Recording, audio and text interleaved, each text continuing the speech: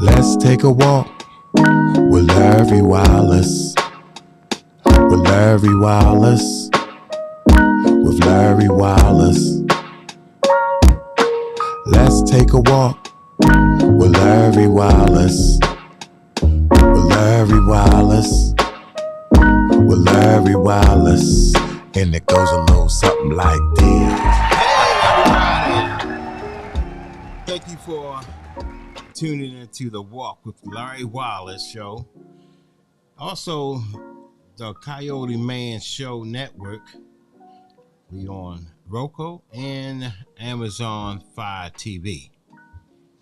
My host right here, Dr. Andre Humphrey, Trauma Response Team, the Chief. How you doing, Mr. Dr. Andre Humphrey? I'm doing wonderful, Brother Wallace. Thank you for having me on your show. You know, we're going to take a walk out to Minnesota. You know, when I went out there with all that trauma was going on, you know, I flew out there and it was like amazing, man. People was like burning up the police department, setting fires, buildings on fire, breaking in banks, machines. And I couldn't believe what I was seeing. They also were throwing rocks at the fire department. When they were trying to put out the fire, they had to let the building burn down all night until it burned down. That's what was going on out in Minnesota. Also, I went to Kentucky. You know, it was out there, people was doing the same thing when Breonna Taylor was killed. So it's trauma all over the globe, folks. So we're going to touch in about trauma. I'm here with Dr. Andre Humphrey. He's the Chief of Command in Baltimore. And we're going to bring it back and talk about it in Baltimore. Dr. Andre Humphrey, what made you get into the trauma in Baltimore? Well, first of all, Brother Wallace, my son was murdered in 1997, but I was doing trauma work since the early 90s. And my son came home from leave from the Marine Corps to find out that his stepfather was beating his mother, domestic violence. His stepfather was a former state trooper, former Howard County police officer. And my son wanted to know why he was doing this to his mom. So they got into an altercation, and his son got the best of him. And as he was walking away, his stepfather killed him, shot him in the junk brain. So I was traumatized myself, and I understand firsthand what trauma can do to a person. It can shatter his whole world. And if trauma goes untreated, it puts you in a dark place where you don't want to hear from anybody. Sometimes you don't even want to hear from God. So I realized what it did to me, and I made a conscious decision that my son's death wouldn't be in vain, that his life would live through me. He was a White House commissioner, 23 years old. Wow. Job, stationed 16th Street to guard the president. So I was a proud father. So I knew that work couldn't die. I took sour lemons and made lemonade. That's how I got involved with the trauma piece. So you said your son was working in the White House. Absolutely. And he was murdered. Yes. And that's what made you take place and you want to do trauma? Yeah, well, I had to, because I realized that if I wouldn't have, his death would have been in vain. Right. And some people have a philosophy to think that you can be healed from trauma and you can overcome it, but I'm not I'm not the expert, but I'm one of the experts dealing with trauma.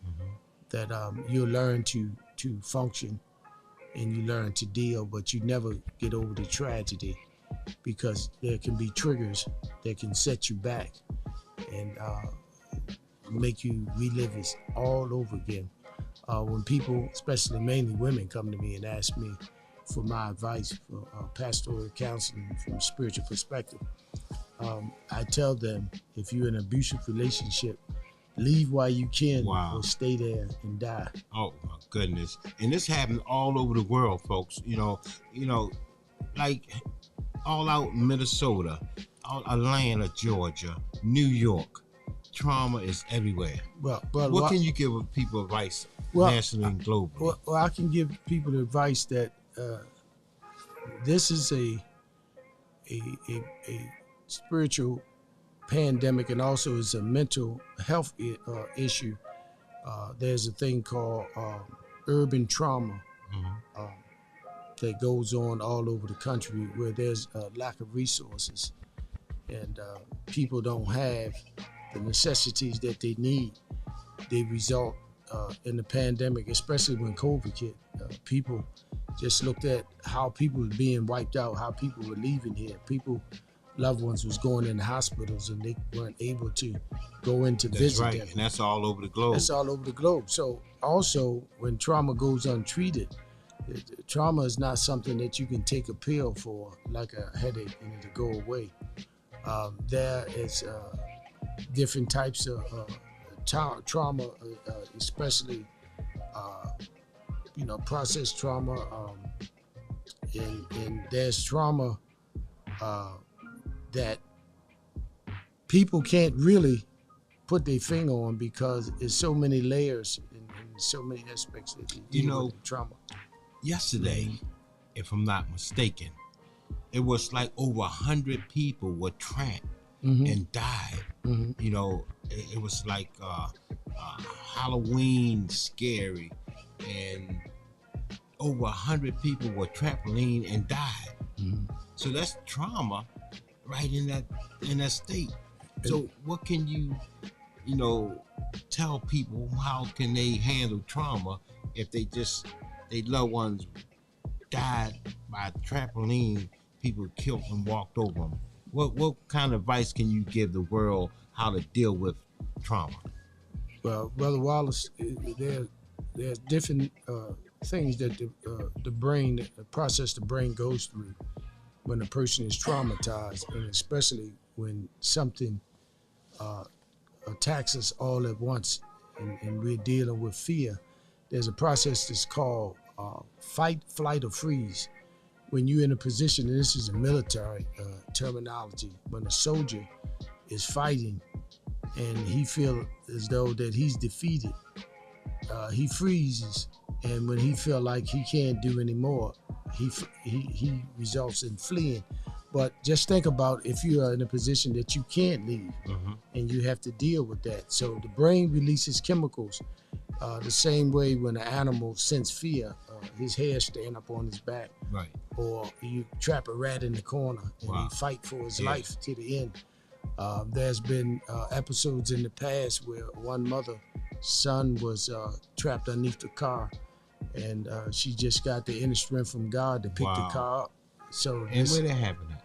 I think that happened in Colorado. Okay. But in Baltimore City, our young people see so much crime, and the body has become, the brain has become immune to it. Well, look, we're going to walk in Baltimore. Yes, sir. Take a walk with me. Let's go in Baltimore. So how come the city of Baltimore not, coming to you and supporting you? Is the city hall of the mayor office in Baltimore City supporting your trauma response team? No, sir. And the reason why is that when people, mainly in City Hall, mainly Mayor Brandon Scott, feel as though he have a plan that's working, and which is not working, because he's been questioned on it every opportunity. The news reporter, Mackenzie Frost, asked him, his crime plan is not working. When you're in a position of leadership and power, you don't want to have someone else to come that have a comprehensive program that's better than yours. So how you kill that, you don't acknowledge them, you don't give them any funding. Right. So basically they trying to not give you funding so you can just go away because you already have your team set. Oh, absolutely. I'm a sergeant. Absolutely. For the trauma response team. That's correct. In Baltimore. And you know, and that's you the correct. commanding chief.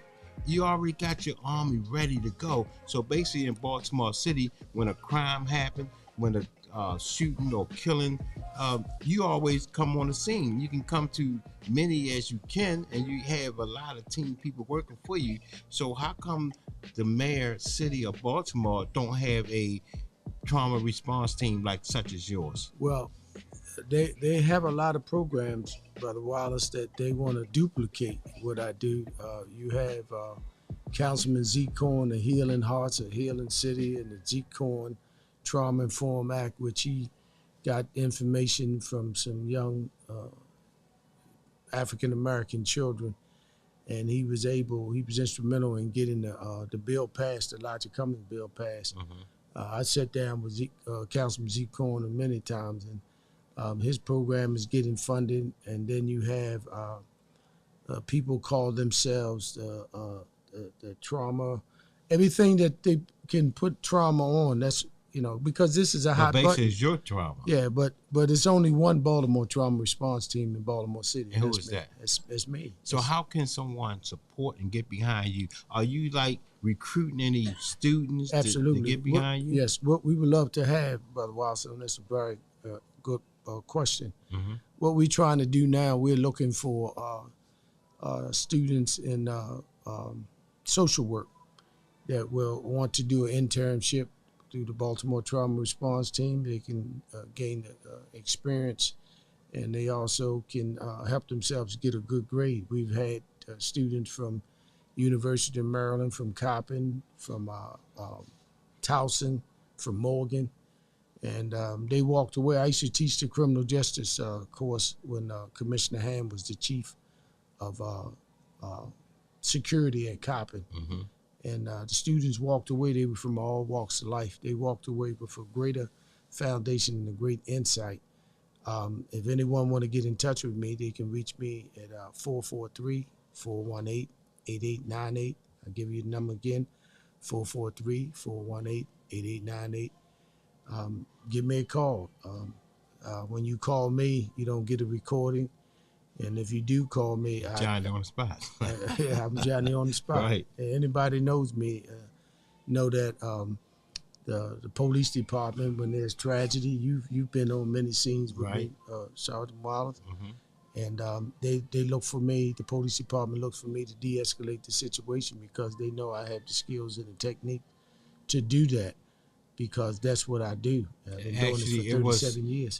About a week ago, a Mhm. week or two, right downtown Baltimore, the homeless campment, when the cops came and bum rushed this homeless guy, and you was right there, and you kind of like de-escalate what was happening. Yeah, Can you run it down by us? Sure. And I spoke to some of the commanders, and they agree that they didn't want to harm the homeless people, and they wanted to handle it a different way. But the farmers market, they did have a permit to secure that location, and they shared with me they didn't care where the homeless encampment went, but Mm-hmm. the people had paid for a permit, so by law they had to enforce it. But the way it was perceived by me that one of the gentlemen, allegedly, because I didn't see it, was supposed to douse himself with gasoline, and that's what did it, because they came in and they And then they, what they call it, shot him with taser. taser. Yeah, they tased. They tased him down. Yeah, and but the good part, they weren't going to mace them. They gave me their word that they weren't going to mace them and do physically harm. And now, when if the you guy- wasn't there, yeah, I know what would happen. if you wasn't there, Yeah. if the trauma response team, the chief, Yeah, I know what wasn't at a trauma scene, Mm. something else could have happened tragically. Yeah, somebody could have got hurt, somebody could have gotten killed. But the thing of it is that since our first black police commissioner, whose name is on the headquarters of the police department, Bishop Robinson, Mm-hmm. he was my mentor. I'm one of the We longest. talking about Baltimore City, Yes, Maryland. thank you. I'm one of the longest community chaplains the police department ever had, and So wow. now, Ever had. yeah, ever had. So I made history. Wait a minute. Yes, sir. I'm rubbing shoulders with Dr. Andre Yes, sir. Humphrey. Yes, sir. You was the longest who? Longest us. community chaplain, police department. Oh, ever my had. goodness. Yeah. And, It's a pleasure meeting you. it's a pleasure to have you I on my never team. knew that. Yes, sir. It's a lot of things. I could have wrote off of my son's achievements, but my grandmother told me every tough guy stand on his own bottom. You know, I don't have a big head. I don't ego trip. We look to help the downtrodden. The reason why Baltimore City is in the situation it is in now is because so many people are broken and they don't know how to stand up. The only way a person can ride your back, you got bent over and let them. Wow. So far as City Hall does nothing for me. I don't look for them to do anything for me because I depend on God, and I know that He'll supply my every need according to His riches and glory. I stand on that. Well, you know, Dr. Andre Humphrey, I'm pretty sure somewhere else that is it similar to Baltimore City, or did you look back at like, you know, Los Angeles? Yeah, I know how Los Angeles is doing. Well, How's Chicago doing? Because Chicago is supposed to be the worst out here, but it's big. It's more murders, yes, more killings. So did you compare anything like L.A., Chicago, New York? Well, you know, there's similar comparison, but there's no state. There's no city like Baltimore City. There's no state like Maryland because each state, Brother Wallace, is different. I reflect back on the uprising with Freddie Gray. Tell me about the Freddie Gray in Baltimore City. Yeah, the Freddie Gray ride wasn't about Freddie Gray. Tell us about it. The people made it seem like it was about Freddie Gray. But what happened, people became sick and tired of being sick and tired of being sick and tired. And they were fed up. And that was the straw that broke the camel's back. Well, we had a mayor, Stephanie Rollins Blake. She stepped in. Also, we had a state's attorney, Marilyn Mosby. Now, when that happened, guess what? She prosecuted the cops. Right. And everybody stopped burning down, stopped everything. Was you here when that happened? I was out there on the front line, but not only that, the mayor gave the orders to, I never forget, for former Commissioner Anthony Bass and told him to stand down. And, you know, when they did that. Wait a minute. Yes, sir. Hold on. Somebody had to stand down. The mayor told the police commissioner to stand down. And then what that mean? Don't do nothing? That right. Let them take a knee? Yeah. That's Wait a minute. You mean to tell me Baltimore City? Absolutely. The mayor gave the police commissioner yes. an order to stand down. His hands was tied. And not to do nothing. Do nothing. Right. And that's in leadership. When people don't do anything, you know, I'd rather attempt to do something to fail than attempt to do nothing at all. You have a lot of people that's running city government, and I'll say it live because I don't worry about city government funding. Okay, let's talk about city government. A lot of them are incompetent, meaning that they don't have a clue. They don't know what to do. It's getting hot in here, folks. Yeah. So they don't know what to do. So we talking about Baltimore City? Baltimore City. I've been here all my life. And Baltimore's never been. Is it shit. blood money? It's hush money. Hush money. You know, when you look out for your friends and your buddies and your boyfriends and your lovers and all that, and people elect you to be, there's a difference between being a servant and being a politician. A politician goal is to further his career and line his pockets up, with money. Right.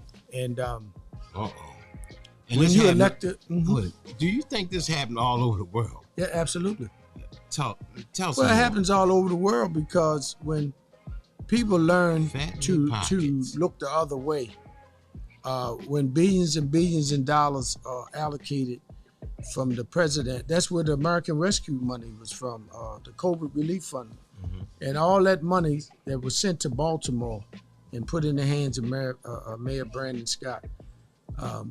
Safe Street's been, not to throw shade on Safe Streets, but Safe Street's been giving all this money to make the streets safer. And Safe Street is an organization in Baltimore City. Yes, that's the mayor's pet organization. That's his favorite organization. Yeah. Look, folks, this is Dr. Andre Humphrey, the chief of trauma. And you know what? Let's take a walk to where George Floyd was murdered. You know, when we were talking about the Freddie Gray here in Baltimore, the state's attorney charged the police officer, then everybody dropped everything what they was doing to the cities. They stopped burning down the city. They stopped turning cars over in Baltimore with Freddie Gray. But what happened in Minnesota when George Floyd, when they charged the officer there, they stopped everything too. It seems like when the state's attorney charges people, the police officers, that's when everything stopped. Yeah, but see, Brother Wallace, what people fail to realize is that the code of conduct in the family with law enforcement, first of all, they should change the laws that a police don't have to talk to anyone for 2 weeks. You know, he don't have to say anything. I think it's 10 days or whatever. Oh, my goodness. But the thing of it is, in the Floyd Gray situation, is that when you're a police officer sworn under oath to protect and serve, and you watch your colleague suffocate somebody, and you do nothing to intervene, then you should go to penitentiary too. Wow. So you talking about what happened in George Floyd out there in Minnesota that could when have the been police suffocated, that could have been put this knee on his neck. Yeah, he said he couldn't breathe. That could have been avoided because that's trauma. Sure, it's trauma. They caused trauma. The police officer caused trauma to the individual. What's happening? Well, one thing. How can the country? How can the world? How can the police department train their men not to do certain things? Well, that's a very good point. I train police officers. I've trained them in trauma. Let's talk about it. And how to recognize the psychosis. And you got to remember, the police department, a police officer have a very stressful job. Excuse me, they see trauma every day. And if you was to put on a uniform and you did your best to do your job, and when you lock the criminals up and they out before the shift change laughing at you, after a while that becomes... Well, who locked the criminals up? The police officers. Wait a minute, hold up. You know, we got to pay some bills, so we'll be right back. Don't touch that dial.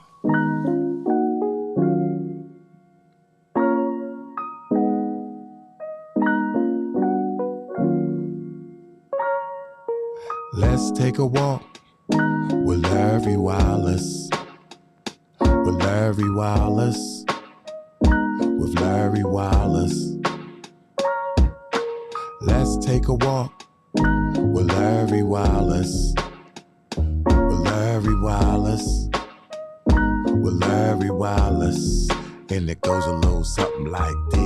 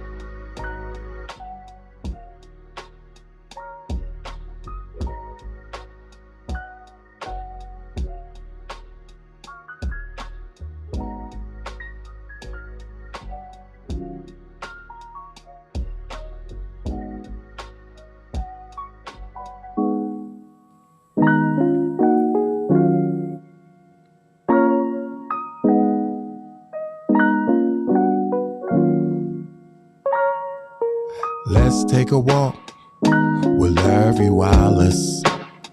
With Larry Wallace. with Larry Wallace. Let's take a walk with Larry Wallace. Hello, folks. Thank you for tuning into The Walk with Larry Wallace. The CoyoteMan Show Network, Roku, and Amazon Fire TV. We here talking about the cops with Dr. Andre Humphrey. We were just talking about how you train people. Now, you train the police officer not to do trauma with the suspect or with the people, the good guys, the bad guys, the defendants.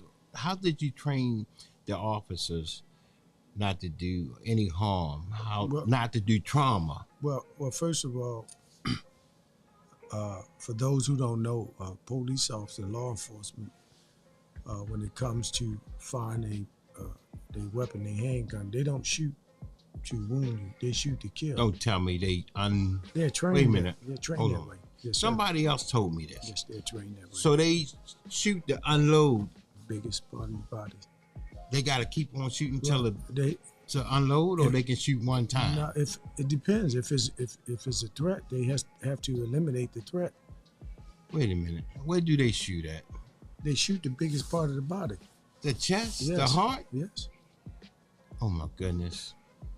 So basically, the techniques that I use to equip the police officer, put tools in the tool belt, is that you don't always have to pull your weapon to kill somebody to de-escalate the situation. Some is just simple as. That's where you come in at? Yeah, some is just simple. It's just talking to a person, because when you recognize a person have mental illness, and this come from, you was at his home going, my brother, he suffered, you would never know, he was bipolar, schizophrenic, and chemical imbalance. Well, you know about that. Long as he was on his medication. A police officer came to the homegoing service, and that was my friend, Major Thacker. So the major normally come to your brother? No, he came because of me, because he was my friend. Okay. We have a special friendship that he's an old school cop. He does things by the book. An old school cop. Yeah, officer friendly. I was getting ready to say that he's because officer friendly. He's the real deal. I don't know about anywhere else in the world, but nationally, let's take a walk to L.A., to New York. Do you think it was officer friendly out there right now? Because right now in Baltimore City, there's no officer friendly in schools no more. I have a 12-year-old daughter, and I asked her who is officer friendly. She don't know, you know. So I say, is a police officer in the school talking to the kids? They officer friendly. Well, there's no more officer friendly. I mean, you have officers entitled that are friendly. And one thing we're trying to get established in the academy is that the police officers, not to defend their honor, but they go through so much trauma. Not to defend their honor. No, but I'm just giving you the real deal. Why not? Well, first of all, because they feel like the whole world is against them. A police officer and the preacher are in the same boat, Brother Wallace. No, some people don't like a police. You said a police officer and who? Yes, and a preacher. And a minister. We're going to talk about the preachers and ministers in churches as well, because you're a minister as well. Yeah, I'm a pastor. Okay, so before we change gears, what's your thought on training the police officer? Do they listen? Did they listen? Well, first of all, there's some and tell us the do's and the don'ts. What not to do? Yeah, well, there's some issues as far as mentalities and walks of life where a lot of these officers come from. They're not from the city. They're from different walks of life.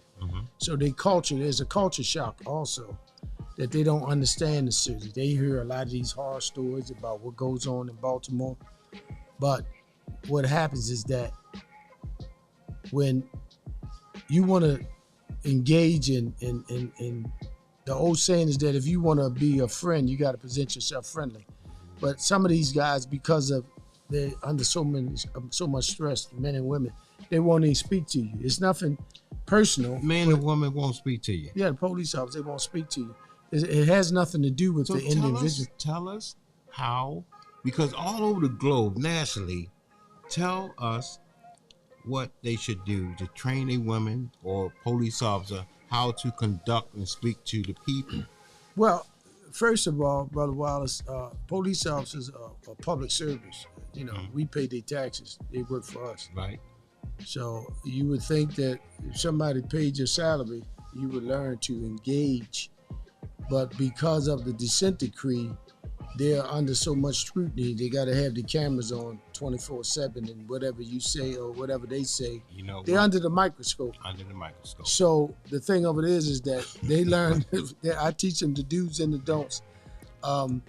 If you walk into a home and the man talking about he see rattlesnakes and all this and that, or something's on me and all that, you got to deal with the mentality of the mindset. Well, Dr. Andre Harper, we appreciate you so much for the trauma response team. I am the sergeant, and thank you so much for Thank you for having me, sir. making me the sergeant. Yes, for sir. your You team. the man. Absolutely. You get around. You see a lot. Yeah. So how can people contact you and get in touch with you?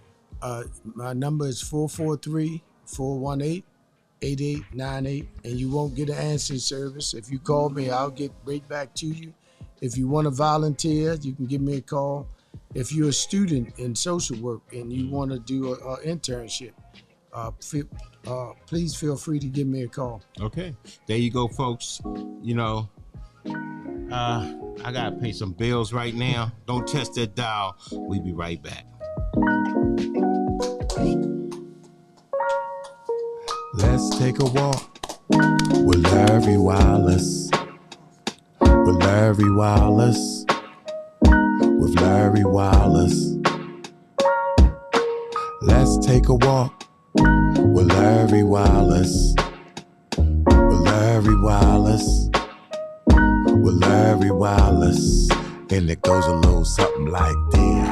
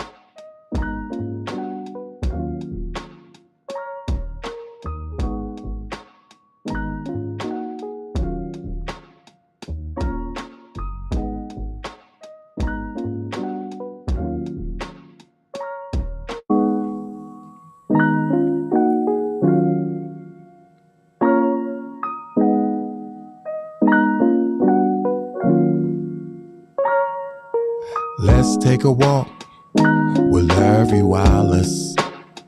With Larry Wallace. With Larry Wallace. Let's take a walk with Larry Wallace. With Larry Wallace. With Larry Wallace. And it goes a little something like this.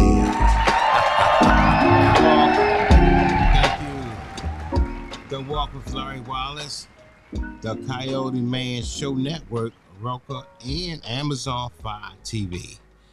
We joined with us a special guest here, and we're going to be talking about, introduce yourself. Hi, my name is Kiana. How is everyone? All right. Now, it was something tragic happened, when was it, yesterday? Or I believe so. Yeah. It's Halloween night. So can you expand on a little bit what you might know about how many people was trampled? And where? Where this took place at? So this took place in South Korea on Halloween, for them, which was, I guess, like technically the night before for us. I guess the death toll has reached over 150. Wow. Sad. People that were trampled. It was a sight to see, at least from the videos that I've seen posted on the internet, and the news coverage from it. It was just people being squished to the point where they can't breathe, and then goodness. collapsing. I'm not sure what started the stampede, but it's definitely a tragic thing, and we got to be more aware of others, and just instead of being for self, be about others. And I guess that will help the community grow, not just yourself, but in helping others, you would look out for others. You in turn will be looking out for yourself. Wow. Do you think it was like overcrowded? Was it like a party, or people just out there? I think a combination of both. I'm not entirely sure what what the circumstances was, why this stampede started. I just remember coming across it on the internet and seeing some news broadcast about it, but I haven't been too informative on the situation. But it's definitely a tragic thing. I like I said, the last I've seen, the death toll was over 150, and any loss is a tragic loss. Yes. But that is a large number. Our condolences to the family and the loved ones, what took place. That's just like Black Friday and all over. Do y'all remember Black Friday when people just rush in the stores and get trampled over? That's why now, if you notice, after Thanksgiving, I believe they start opening doors, and people they extend Black Friday for a lot more days so people won't get trampled. Basically, I've noticed that with situations like that, you have to know your crowd. Like you said, with Black Friday, and those things were happening across the nation where people are trampling people in Walmart, Target, Toys R Us, places like that. That was happening. Well, Toys R Us isn't around anymore, but You said places. Toys R Us not around anymore? No, Not in Baltimore, but is it anywhere in the globe, national? I don't think so. I think Toys R Us has completely shut down. Like even in New York. Shut down. Even where? Even in New York. So. In New York. So that's where everything is happening in New York. Wow. You hear about Kanye West? Tell us about Kanye West. I hear about Kanye West. Yeah, I think a little something was happening in the world. No? I'm not too sure. I've seen something about him getting out of his contract with Adidas. Wow. Tell us about that. Let the world know what you know, not I'm just saying. So a contract with Adidas. Adidas lost a lot of money in that contract, from what I understand, close to $1 billion. I'm not sure the exact amount. Maybe it was like 800 something million. Numbers too large for my pockets to understand, so I don't know too much about the dealings. But I mean, Kanye is very concerning, but this man he's very business smart, so I'm sure he has a master plan. Maybe there's reasons behind this. We just gotta wait and see. With him getting out of that deal, maybe we can look at the upside now that he owns 100% of Yeezy. He might, do something with that, create more jobs in the Black community. He has 100% control. Create more jobs in the what community? In the Black community. That would be nice. We are the main supporters of his brand, so it would be nice, for him to take a page out of Rihanna. Go online, start an online store. From there, go open up storefronts. Y'all know he was trying to get out of that deal anyway. Exactly. So it was like, Kanye is a very, very smart man. Very smart man. And very, very calculating. Wow. So it's like, right now he's doing some things. That was a publicity stunt, I think, to get out of it. Wait a minute. Yeah. Do y'all really believe that it was a publicity stunt? I mean, some of the stuff he is exposing some things. Yes. You know what I'm saying? Like the things he exposing, you can't deny. Most people on the internet are scared to death because he exposing some very, very powerful people. Wow. So, but it is what it is. He's pushing. He knows he already made a certain amount of money, right? And now he feels that he's doing God's work. Wow. So what you thought of it? What you think? I like I said, I'm a huge Kanye West fan. I don't like to speak on too much of people going through mental health. Of course, that plays a huge deal, but you never understand what people's thought process is while they're dealing with. Did I hear you say you don't want to speak on what people going through mental health? I don't like to speak on people's mental health. So what you mean? There's of course, there's things that we need to be aware of, but I don't know what that man's mindset is. I don't know him from a can of paint. I just know what I see in the media. So I can't sit here and have all of these opinions on how he's carrying things, and I don't know what's going on behind closed doors. I just know that what he's exposing to the world and what other people are exposing on their point. Did he come to the media and speak on things yet? I know that he has put out an apology. I'm not sure what for. Like I said, I don't like to focus on the negative or when people putting, our people in the negative. Right. I like to see our people being, put in light. So while I am aware of the situation, I didn't want to divulge myself in that situation. But I do have high hopes of what he's going to do with his brand and where he's going to take it. Like I said, I'm a huge Kanye West fan from the, college dropout Kanye. So I definitely, everything that he does is very calculated. This man is a genius. He's been recording his entire life because he knew he was going to be something. So I highly doubt that this is something that, he wasn't prepared for. We just got to wait and see. Well, let's wait and see. Let's take a walk to Will Smith. What about Will Smith? What happened in this situation about Will Smith? Because I'm not hearing anything else about Will Smith. That's because I don't think, I think they made that situation bigger than what it needs to be. What I seen, and this is just how I was brought up, I seen a man that was defending his wife. Amen. He, like how people brought up how he was laughing. You like when the men defend their wife? It's not necessarily because I see women doing that as well. It's just you defend your partner when stance need to be.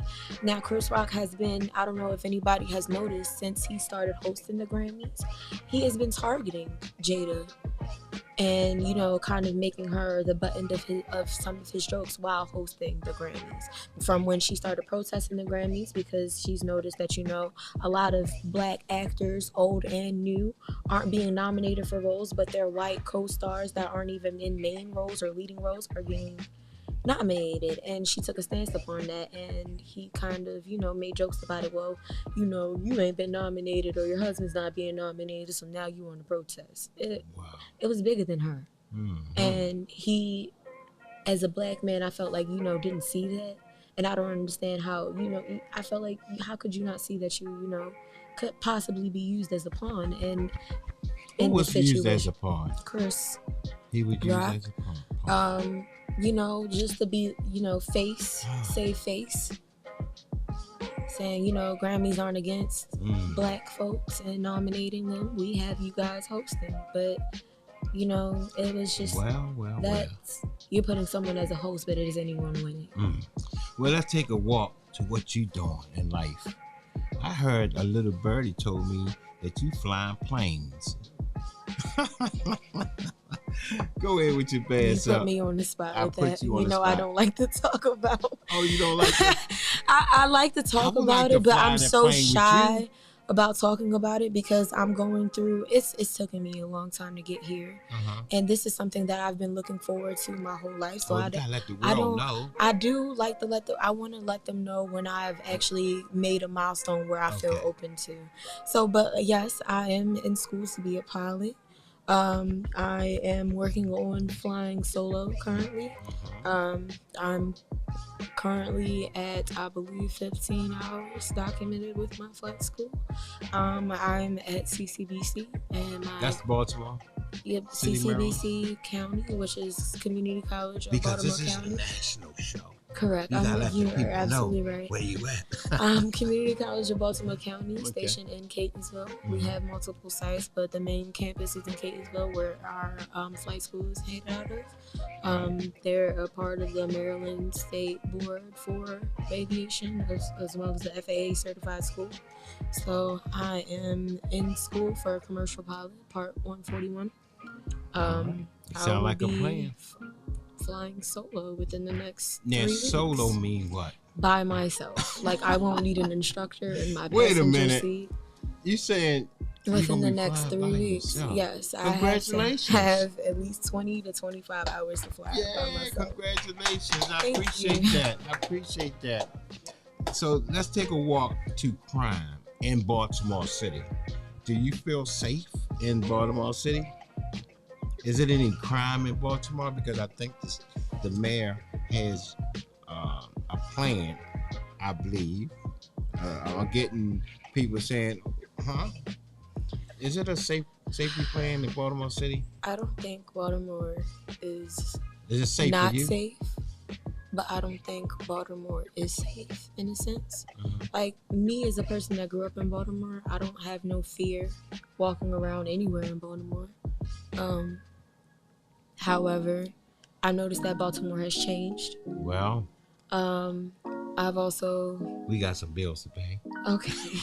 Time's up, All right, guys. well, folks, thank you. And don't touch that dial. We'll be right back. Thank you.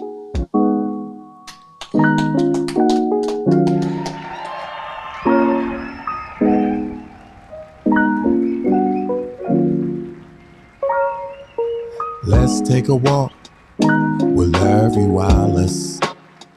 With Larry Wallace. With Larry Wallace. Let's take a walk with Larry Wallace. With Larry Wallace. With Larry Wallace. And it goes a little something like this.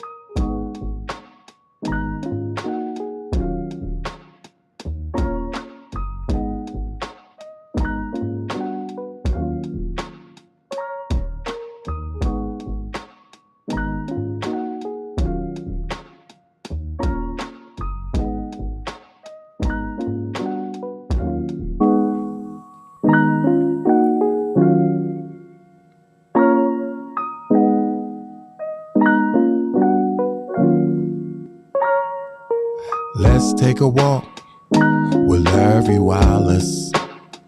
With Larry Wallace. With Larry Wallace. Let's take a walk with Larry Wallace. With Larry Wallace. With Larry Wallace. And it goes a little something like this.